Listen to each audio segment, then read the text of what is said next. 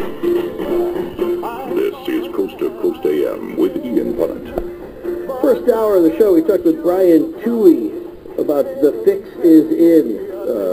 How many of the major professional sports organizations, that sounds a little on the demonic side, doesn't it?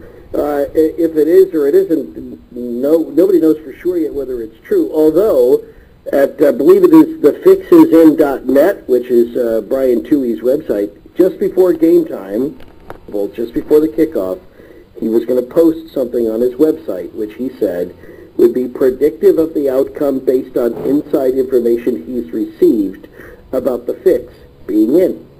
The test is on.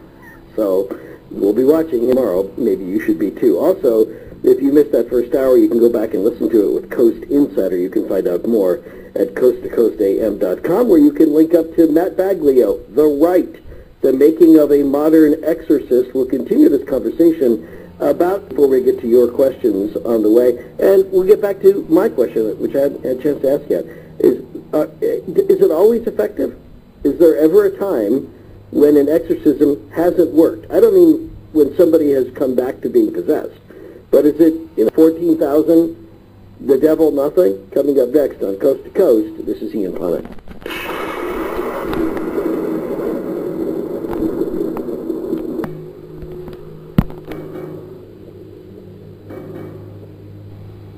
So Matt Baglio, of the 30 exorcisms that you personally witnessed while reporting on the book, The Rite,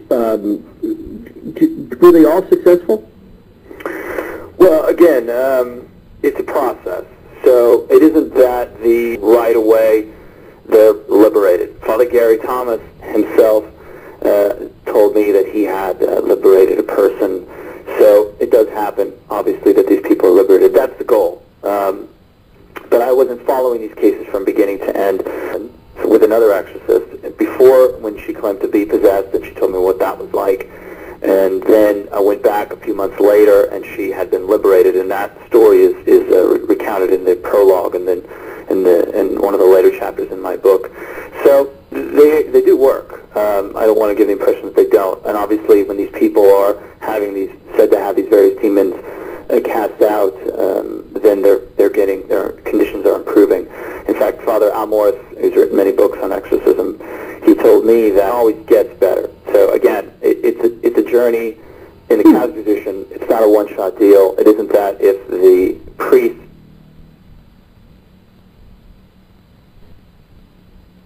prays over the didn't cast out. Instead, what you're seeing is a person who, let's say, in the beginning of the process couldn't get out of bed. They were very, full of manifestations in their house, and just probably closer to a film like The Exorcist. Then, towards the end of it, they're able to do things. The evil spirit isn't in their lives. They maybe will go and see a priest every 2 months, every 6 months to get an exorcism, and then eventually the demon will be cast out. So it's a journey. It's not a one-shot deal. I guess that sounds a lot like getting rid of, say, of a venereal disease or something, where I'm not using that term lightly, but where something where you take a series of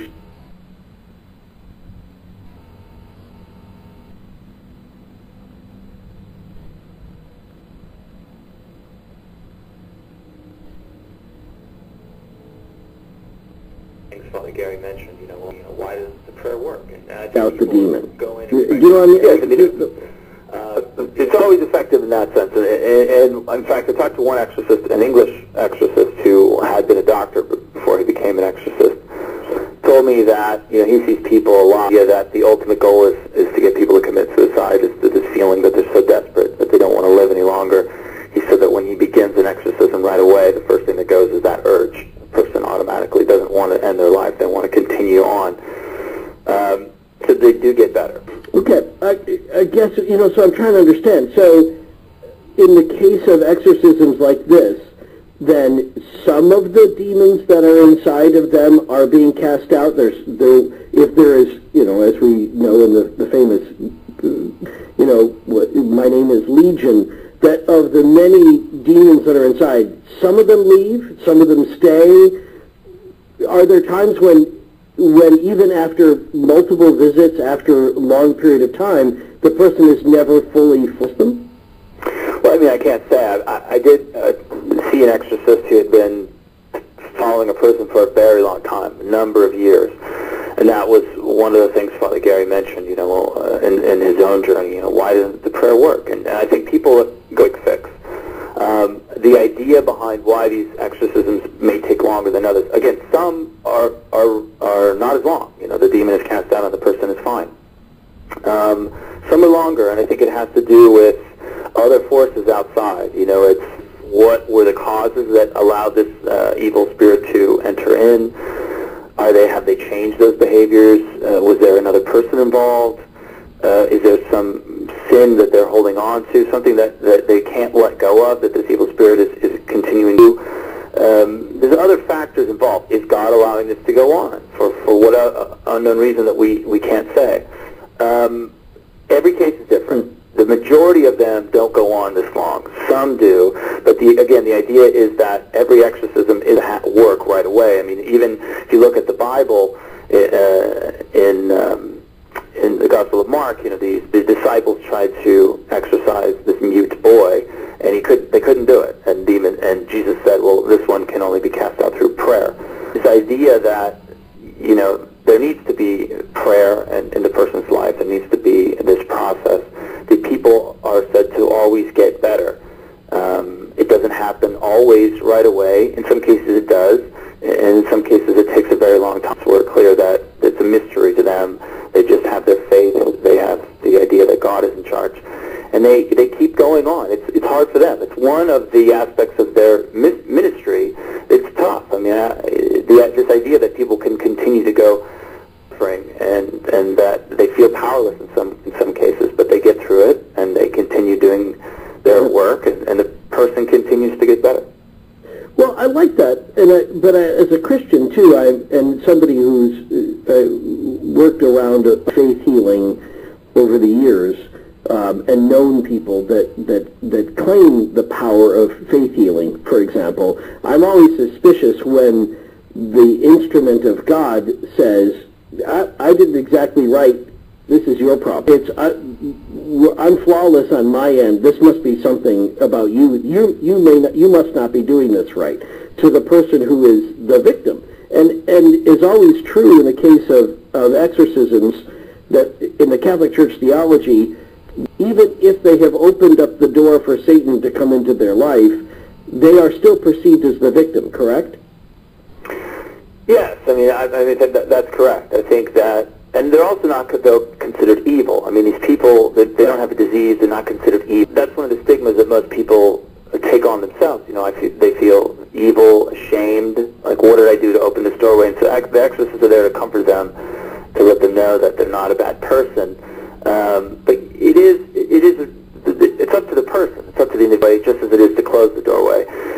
I kind of equate in the book of people, all of us having this sort of metaphorical window in front of us, and the things we do in our life, cloud it up or keep it clear, and allow the light of God to shine through the window. And the more sins you do, the more things you do, darker the window becomes, the light doesn't come through, and you can open yourself up. So these people who have moved so far away from God that they're living their lives in a way that is essentially agreeing with what the demon would like them to do, connection again, that they struggle. Most of that struggle is natural. 99% of the time it's natural, but occasionally it's said that these people have done something, that an evil spirit is there, and then it wants to stop them from making that connection. And that's when you have all these weird phenomena. You have the mysterious phone calls. People get phone calls that say, oh, the exorcist's appointment has been changed. He's out of town this weekend, and there was no one to make that call, and all these bizarre things that happen in this world. So it's something that pretty much goes across all cultures, even into native societies. So yeah.